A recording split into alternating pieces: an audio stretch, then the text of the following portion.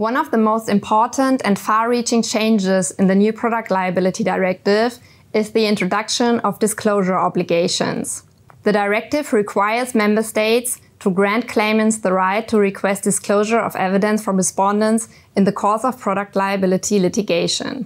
While courts will have to ensure that the information is limited to what is necessary and appropriate to substantiate the claim, and will have to take into account the interests of all parties involved, claimants may nevertheless be able to obtain access to design, production, or product monitoring data.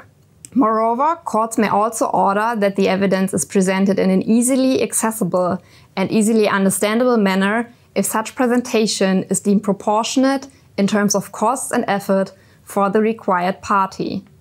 Evidence may therefore also include documents that have to be created ex novo by the respondent by compiling or classifying the available evidence.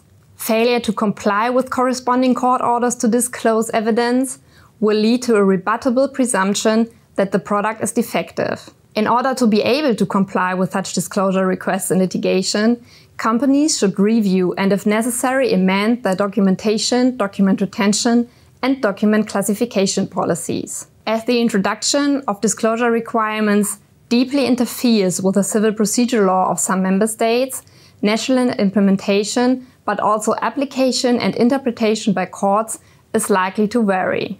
For example, as the directive does not regulate how specific a request for disclosure of evidence must be, courts may and should set high standards for the wording of such requests to avoid fishing expeditions.